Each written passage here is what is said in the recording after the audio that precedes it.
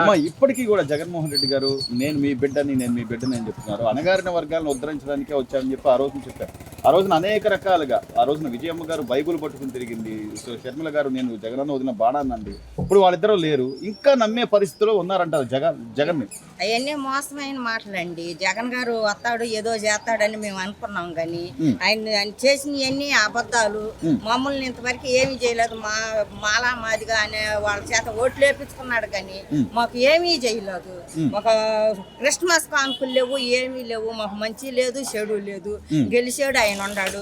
మేము ఆయన దగ్గరికి వెళ్ళి ఎప్పుడు కలతానికి కూడా మాకు అవకాశం ఇవ్వలేదు అసలు ఆయన. మరి ఎన్నికలకు ముందు మాత్రం అసలు ప్రతిరోజు బైబుల్ తీసుకున్నాడు. మేమున్నా నేనున్నా అని అన్నాడు. మాకు ఏమీ చేయలేదు అయ్యా.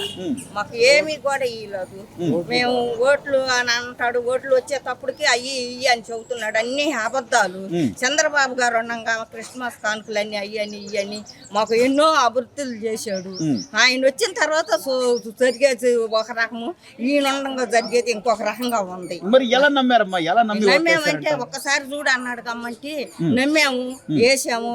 ఆయన చెల్లెలు ఆయన అమ్మ బైబుల్ తీసుకుని నిజం గారు ఆయన ప్రతి చోటకి వచ్చారు, మమ్మల్ని చేశారు, వేసాము, నమ్మాము. నమ్మినందుకు మాకు ఏమీ కూడా ఈ రోజు పథకాల పేరుతో అంటే నేను సంపూర్ణ మద్యపాన నిషేధం చేస్తా అన్నాడు.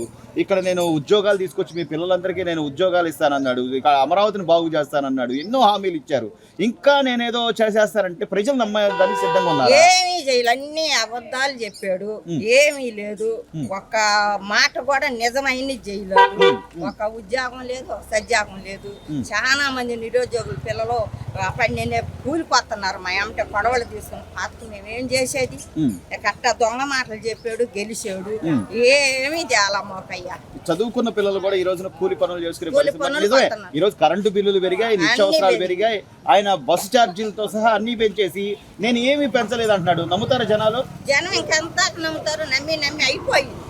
ఇక ఈసారి తెలుగుదేశం రావాలి, మా ప్రభాకం ఏందో చూపిస్తాం. ఇక అమ్మ మీరు చెప్పినట్టుగానే గతంలో జగన్మోహన్ రెడ్డి గారు పాదయాత్ర చేశాడు. ఇప్పుడు లోకేష్ గారు కూడా పాదయాత్ర చేస్తున్నాడు. ఎన్నో ఇబ్బందులు పెట్టారు, అన్ని రకాలుగా అవమానించారు. అసలు అంటే తేడా ఉందంటావు జగన్ చేసిన దానికి లోకేష్ చేసిన పాదయాత్రకి? జగన్ చేసిన దానికి తేడా ఉంది అయ్యా. లోకేష్ బాబుకి ఎన్నో చేశారు, అన్ని చేశారు. అన్ని ఎక్కడికక్కడ గొడవలు, అడ్డంకులు, అన్ని అడ్డంకాలు. ఆయన కేసిన కుర్చీ కూడా తీసేశారు అయ్యా. ఆయన కూకా పెడతానికి తీసుకెళ్ళిన కుర్చీ కూడా తీసేసి, ఆయనకి కరెంటులు తీసేసి, ఆయన ఎన్నో అవమానాలు చేశారు. అయినా ఆయన అభివృద్ధి అయిపోయాడు.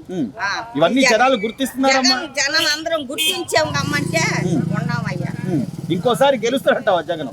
ఏమో జగన్ గెలవడు, ఇక రాడు. అది ఇంకోసారి అయితే జగన్ గెలవడం నమ్మరక ఆయన్ని.